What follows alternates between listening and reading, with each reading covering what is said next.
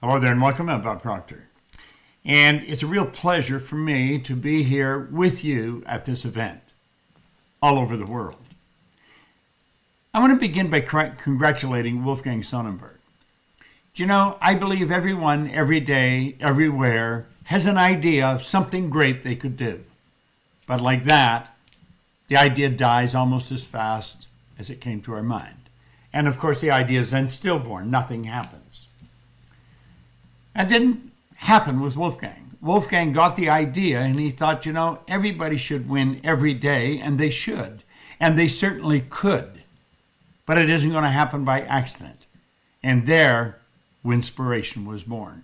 Something that he could see that would live long past him and be all over the place. And he found one day in the year that hadn't been allocated to anything else. May the 7th. Now, I've had the good fortune of speaking 2 or 3 times for Wolfgang in different places. One of the early meetings, I was fortunate enough to speak to the audience in Berlin. And it was a great meeting. First of all, I love Berlin. I love Germany. I think Germany and Canada are very much alike. I think climates, the people, everything.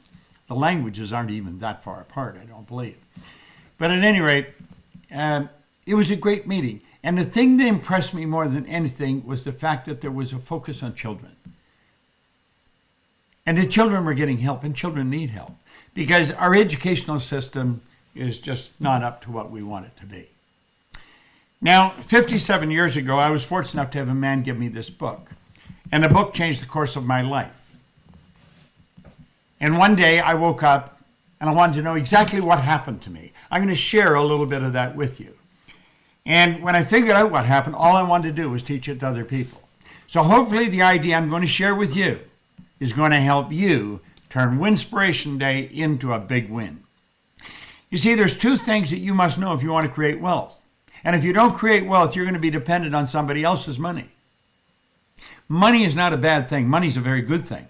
Money enables you to do good far beyond your own physical presence.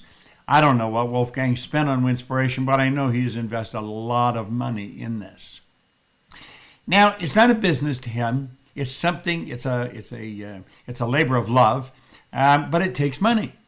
Nothing happens for nothing. It costs money, and all the money in the world is available to us, but we have to learn how to earn it. Now, there's 2 things you must know. First of all, you have to know where you are, and second, you have to know where you're going. And then you've got to get moving. You've got to go there. Now, why doesn't everybody do that? Well, why are so many people stuck? You could say, well, it's because they don't have goals. But I don't really believe that's the problem. I believe the problem lies right here in where we are. I don't think people know where they are, and their paradigm is stopping them. Now, the average individual has no understanding of what a paradigm is. I'm going to show you here today. I want you to pay very close attention. And I want you to relate all this good information you get in your brain to Winspiration, because that's where you're getting it. Now, you've got to make a decision. You've got to make a decision about exactly how you want to live and what you want to do. And most people never learn how to make a decision. A man told me that one day, and he wrote an R on a sheet of paper. Then he put 3 letters down beside it, 2 H's and a W. And he said, Bob, that represents happiness, health, and wealth. And he said, do you know you can have anything you want? And he said, do you think I'm a happy person? And I had to say, yes, I think you are. He said, have you ever seen me sick? I had to admit I hadn't. He said, have you ever seen me when I was broke? Again, I had to admit I hadn't. Well, he said, Bob, you got to be one of the most miserable people I've ever met. He said, you're always sick and you're always broke. Now, he was actually being kind.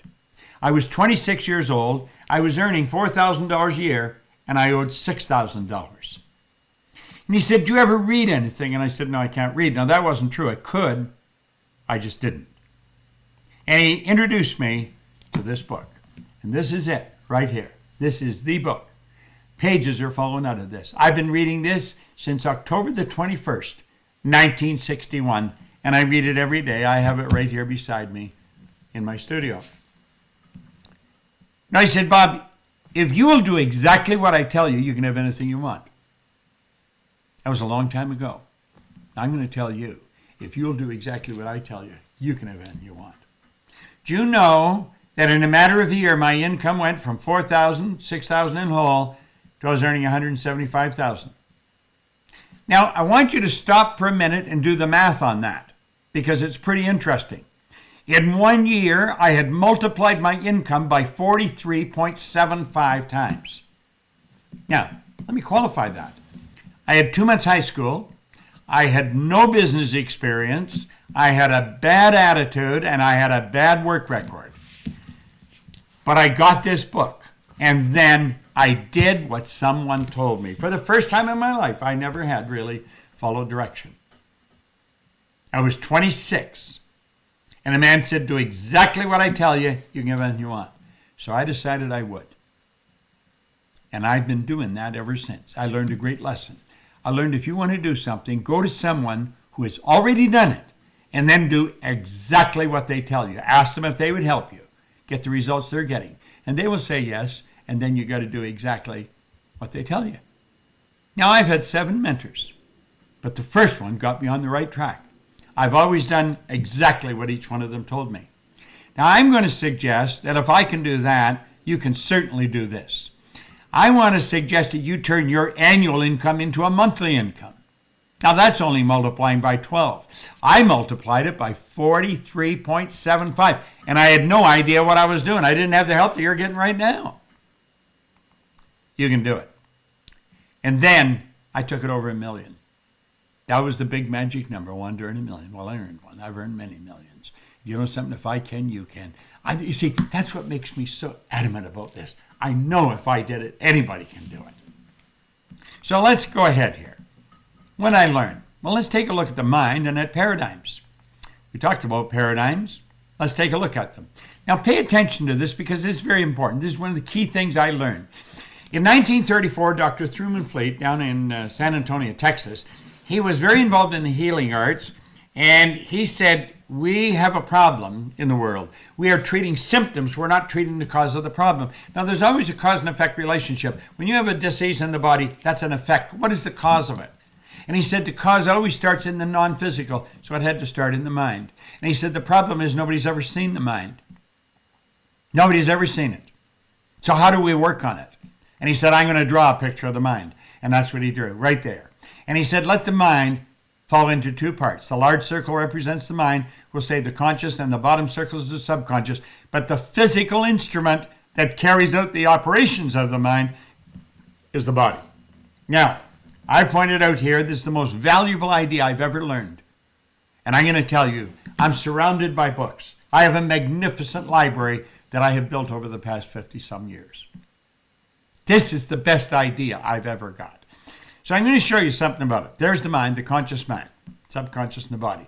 Now, the conscious mind is your thinking mind. You can think. Do you know not many people do? You say, oh, everybody thinks. Start listening to the conversations that are going on around you. It's going to become very evident that the people are not thinking, or they wouldn't say what they're saying. Watch what they're doing. They'd never do what they were doing if they were thinking. Conscious mind's a thinking mind. This is the educated mind. This is where we pile the books up. And I'm going to show you something about that. This is where our intellect is resident. Okay? This is the intellectual mind. Now, the subconscious operates quite different. That's your emotional mind. Okay? Now, because you can think and you have an intellect, you have the ability to choose. You can choose what you're going to do with your life. Wolfgang chose that he would take a portion of his time and a portion of his money, and he would develop something called Winspiration. And worldwide, people would be celebrating winning and helping people win on the 7th of May. Now, you've got the ability to accept or reject information. And if you reject information, you've got the ability to originate. Subconscious mind doesn't have that ability. That's all in the conscious mind. The subconscious mind must accept whatever you give to it. See, the subconscious mind is immoral. It's like the earth. It doesn't care what you plant, but it'll return what you plant. I love the way Earl Nightingale put it. He said, you can plant corn, a sweet food, and not a 16th of an inch away plant nightshade, a deadly poison. One will grow up with just as great an abundance as the other. You can plant the positive or the negative, they'll both grow. Because the subconscious must accept it, and that's where it grows. Subconscious can't reject. Now get this is beautiful when you understand it. The subconscious mind cannot differentiate between what's real and what's imagined. It is not able to tell the difference. Okay, now that is facts about this. Let's look at where it all starts. Okay?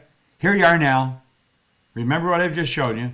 Information is flowing into your conscious mind from the radio, from other people, from TV, newspapers. And a lot of it is absolute nonsense. They're telling you stuff that isn't even true. But they keep telling you, and we keep listening. And then we let them influence us. The economy's going down. Do you know in the worst economy, there's people winning? In the best economy, there's people losing. You create your own economy. We've got the ability to reject all this negative information, but you know something? We don't do that.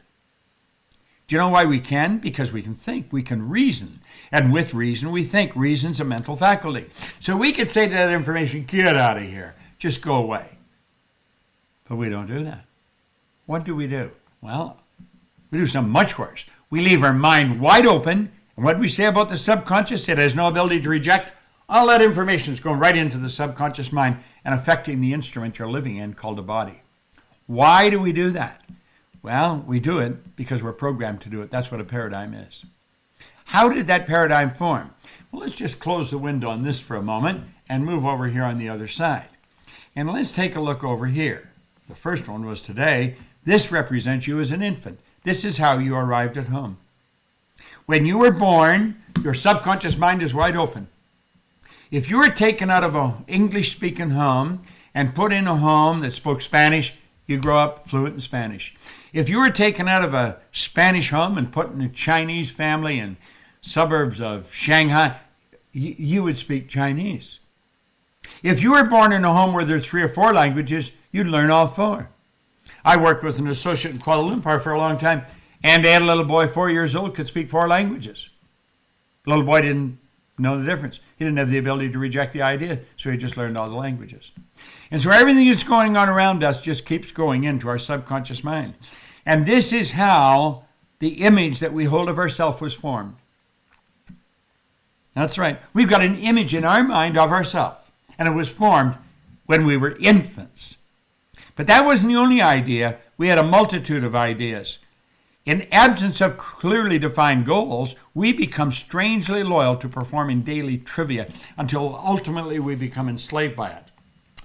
Robert Heinlein was a science fiction writer. He wrote Strangers in a Strange Land one time in a book. And that's what he said. In absence of clearly defined goals. Well, we probably grew up in an environment where there was no clearly defined goals. And we became enslaved to daily trivia.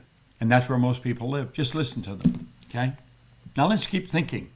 When this information that's going on around us keeps coming in, we form a paradigm. A paradigm is a program in our subconscious mind. Now that's in our little life, but here we are, 20, 30, 40 years later.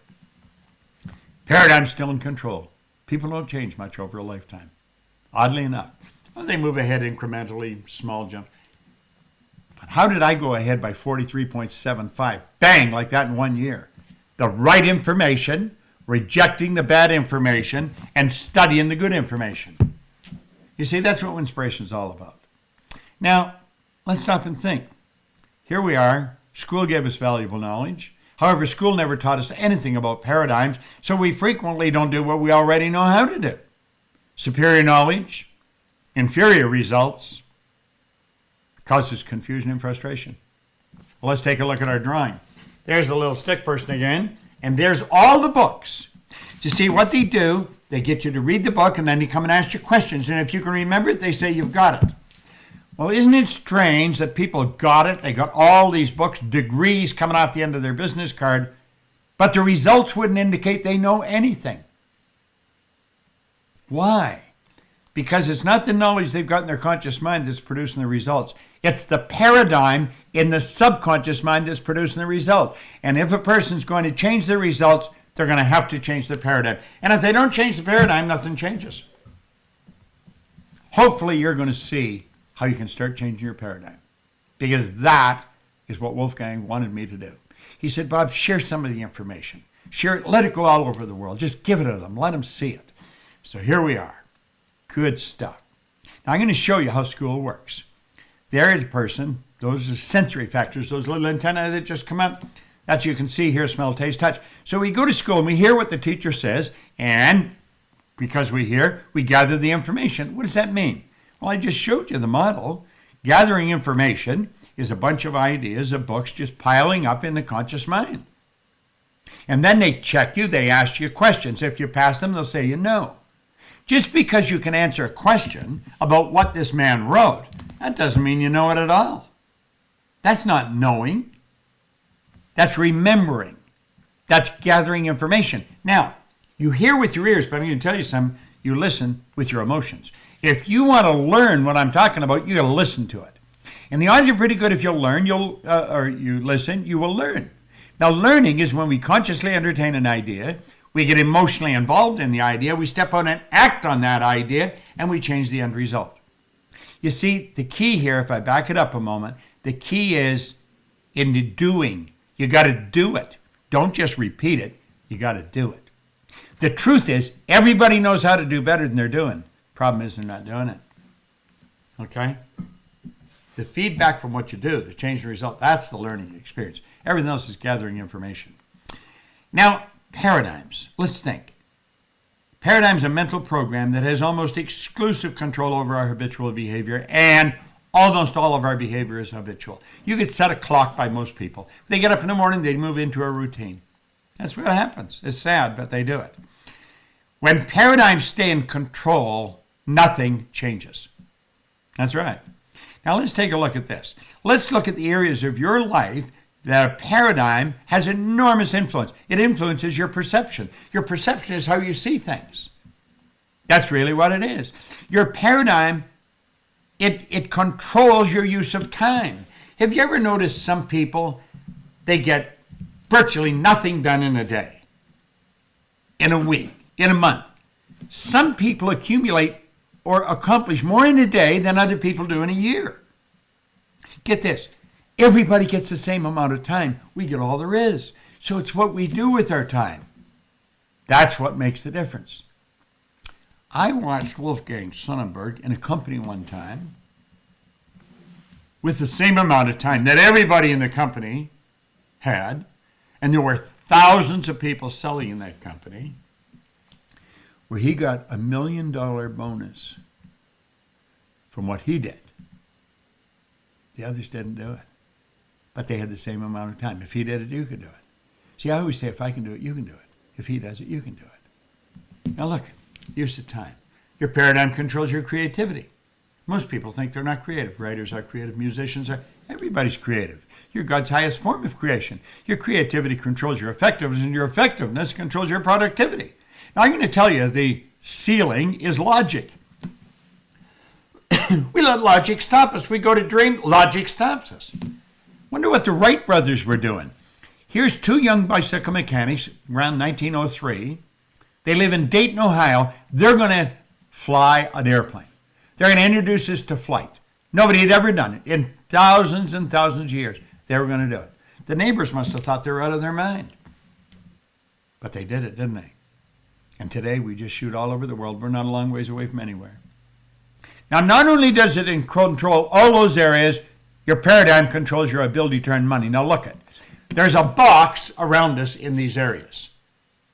And every time we go to improve them, we bounce into the wall. We just can't seem to get out of it. We're boxed in. That's the paradigm. Now, when you make up your mind you're going to change the paradigm, the walls come down. Nothing changes, but at least the walls come down. Now you can go. You're not going to hit the wall and stop. And I'm going to tell you something else. Just imagine how your entire life would change as you begin improving any or all of these areas of your life. The change is huge.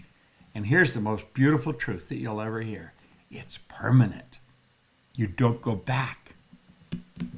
Here I was earning 4 and I owed 6. Today I earn millions and I don't owe anything. What's changed? Bob. If Bob can, you can. It's a beautiful idea. Now think of this. If all you changed was your perception, just change the way you look at things, change the way you look at yourself. What I'm doing here should be changing perceptions. You do that, your income will change. Make no mistake about it. Now most people are extras in their own movie. They say, oh, look at Bob, or look at Wolfgang, or look at Harry, or look at Betty, or look at Kim, or look at whatever. And they make somebody else the star. You want to be the star of your own movie? What do you want? That's what you want to decide. Well, I'm on the screen. I want you to decide, what do you really want? Because I'm going to tell you something. You can have it. Now, I know one thing. You want time and money freedom. That's edged right into the soul of every individual. Time and money freedom. You want the time to do what you want, and you want the money so that you can afford it. But to get it, to be able to shape your future, you have to be willing and able to change your paradigm. Now, Joel Barker wrote that in a book in 1990. He was right. Okay?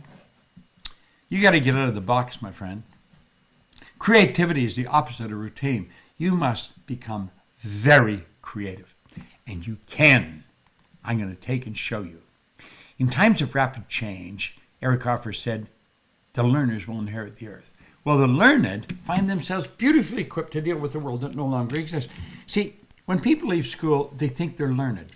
There's no such thing as a learned person. There's no such thing as an educated person. That's a myth. You're either learning or you're not. Education isn't something you fill up and put a cap on. It comes from the Latin educo, meaning to induce, to develop, or to draw from within. The learners will inherit the earth because they never stop learning. They continually expand their marvelous mind. Okay?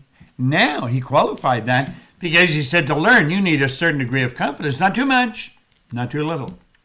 If you have too little confidence, you'll think you can't learn.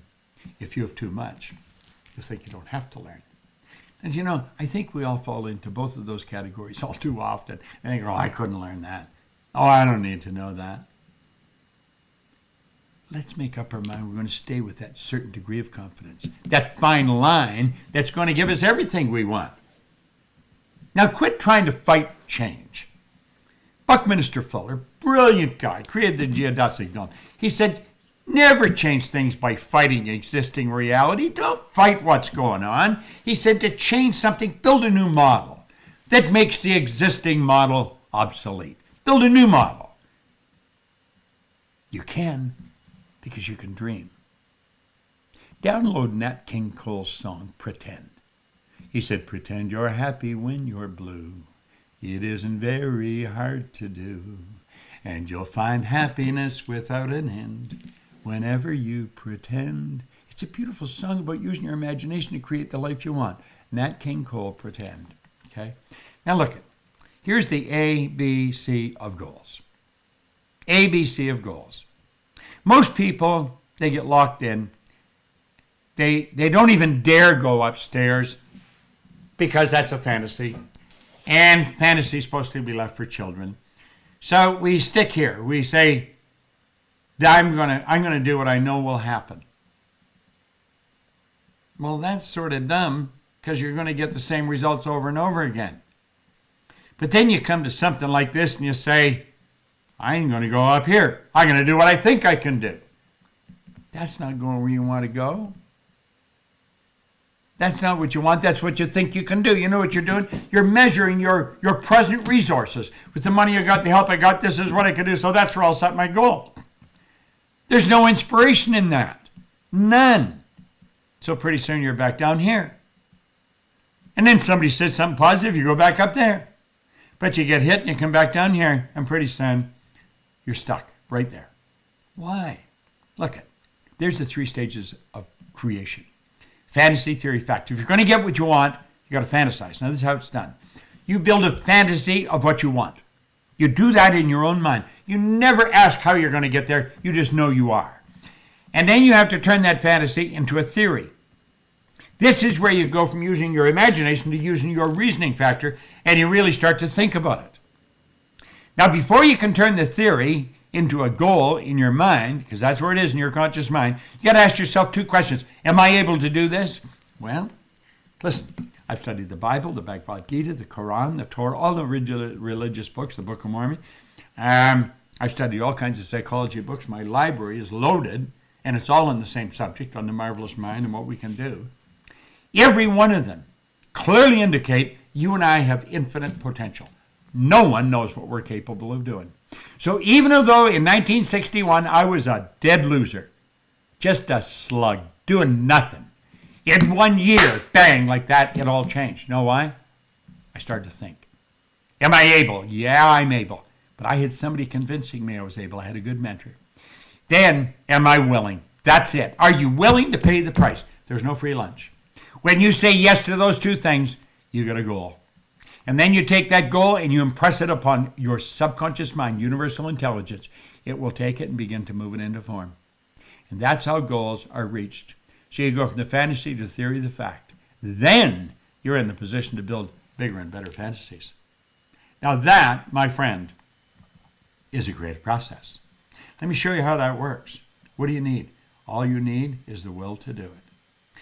John Kennedy, the President of the United States, way back in the early 60s, he asked Dr. Wernher von Braun what it would take to build a rocket that would carry a man to the moon. And he said, the will to do it. That's all it takes for you to reach your goal. Now let's look at it from a different perspective. Here we are down here with the A-type goals. We don't want this. We don't want a repeat performance. And then we go up here and we do what we think we can do. I don't think that's what we want either. We've got to start stretching. We've got to stretch our mind. We've got to ask ourselves, what are we really capable of doing?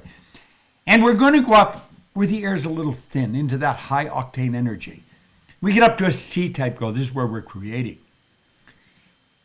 This is what we really want to do. You don't have to know how, but you do have to know you're going to do it. It's a beautiful world. And you know something? Through Winspiration is being introduced to you right now. Make certain you use it. The man who started Winspiration, he understands all this. That's why he started this. You're not getting any money out of this. He's putting money into this. He wants you to win because he really believes everybody is capable, and he's right. Now look, let's talk about money for a minute. Money's an interesting subject. And Winspiration likes talking about money because money builds. More money, more Winspiration, more cities, more countries, more places. And if you want to take it to your city, you make sure that you let Wolfgang know because you can. Now let's look at this. There is a law of compensation. And the law of compensation is very clear. It states in no uncertain terms that the amount of money you earn is always going to be in exact ratio to the need for what you do, your ability to do it, and the difficulty there is in replacing you. 3 points. The need for what you do, your ability to do it, and the difficulty there is in replacing you. The need for what you do. See, I know there's a tremendous need for what I do. People have to wake up all over the world. No one's getting the results they want. That need is there. Whatever you're doing, the need is there. The need is there. You didn't create it. You don't have to create it. The second, your ability, how good are you at filling the need? Now, I've become very good at filling it, but you know something, I'm not as good as I can be, so I study every day. Every day I study. I want to get better at it. Develop your ability to fill the need. And then you're going to be very difficult to replace. So where should the focus go? Well, focus should go exactly where it belongs. Your ability to do it. Become a master at whatever you do. And you do that, your stock's going to go up. It's the way it works. Look, there's only 3 strategies for earning money. M1, M2, and M3. Now, if you have children, you better teach them how to earn money because school's not going to do it. The teachers don't know. And if you're going to teach your children, lock in to number 3. That's the strategy that makes the difference. The other 2, they're just not very good. M1 is used by 96 out of every 100 people. It doesn't work very well for a very good reason. You're trading time for money, and it's got an inherent problem. You run out of time. See what I'm saying? 96 out of every 100 people use it, trading time for money. So it's only natural that we would follow them. They're such a large group. How could they all be wrong? Well, they always have been. The people on number 2, there's only 3% there for a very good reason. They invest money, turn money. Number 1, I stumbled on way back in the 60s. Didn't know what I was doing. It took me a long time to understand what I was doing. It's only used by 1%. How do you think I went from 4,175 to 1 million? I changed strategies, but I didn't know what I had done. So I couldn't even share it with anybody. But one day I decided I'm going to figure out what I've done. And ever since then, that's all I've wanted to do is share it with people. See, this 1% group earned 96% of all the money. What's on the other end of the scale? 96% of the people share the other 4 or 5% of the money. Look at 1% multiply their time by setting up multiple sources of income. Do you know you're going to make connections through Winspiration where you could set up joint ventures or set up multiple sources of income? You can have them all over the world. I know when I go to sleep tonight, I will have money coming in. I don't know how much, I don't know where it's coming from, but I know there's a lot of it coming in. I have money coming to me 24 hours a day, not by accident. I set up a system, and you can set it up. We can show you how to turn your annual income into a monthly income. That's what our Matrix program is all about. We just finished one, a week-long program. That's right. This can be accomplished by setting up multiple sources of income. Now look here for a moment. Wealthy people have always had multiple sources of income. Now, right here in the center is the world. And our world is changing. There's no question about that. You know that, and I know that. It's changing at a very rapid clip. And the world's not getting bigger, it's getting smaller. It's shrinking. The world's getting smaller. We're only hours away from anywhere. You can have business all over the world. Now, in the class I was teaching, which was Matrix, I could take that out and put Winspiration in because you're mixing with a lot of people all over the world. And you can set up MSIs. MSI is a multiple source of income. You see, it's from different parts of the world. You can do this. I know Wolfgang Sonnenberg has all kinds of them. He probably has a few thousand. Say you have a few thousand? Yeah, you can. Yeah. Yeah. I think you're in about 15 or 20 million in a relatively short period of time. Now listen, it's all by setting up sources of income. And you'll say, well, do all the sources, are they all the same size income? No, they're not all the same. Some are bigger, some are small, but they have one thing in common. They all flow into your bank. Isn't that nice? I like that. Napoleon Hill said, when money starts coming, it'll come so fast and furious, it'll make your head spin. You're going to wonder where it was hiding through all those lean years. And it just keeps adding up. Nice thing to know. Really nice thing to know. Now, that's an overview of all the slides. But keep in mind, it's taken me 57 years to put it all together. You don't have to take 57 years to execute it. You can take the ideas that you just got, bang, like that, put them to work. That's what Wolfgang did. He got the idea of Winspiration, and he thought, I'm going to figure out how I can put this all over the world. And you know, today, Winspiration is being talked about all over the world. But it's going to cover the world better next year than it did this year. Do you know why? You have the opportunity to take and start a Winspiration meeting wherever you want. You make a commitment today that you're going to start a Winspiration meeting on the 7th of May next year. Send them a letter and say, listen, this is really a cool concept. I want to help. And I guarantee you, you do that, and you will. I want to thank you very much for your attention. I want to thank Wolfgang. I sincerely want to thank him because, you know, givers gain.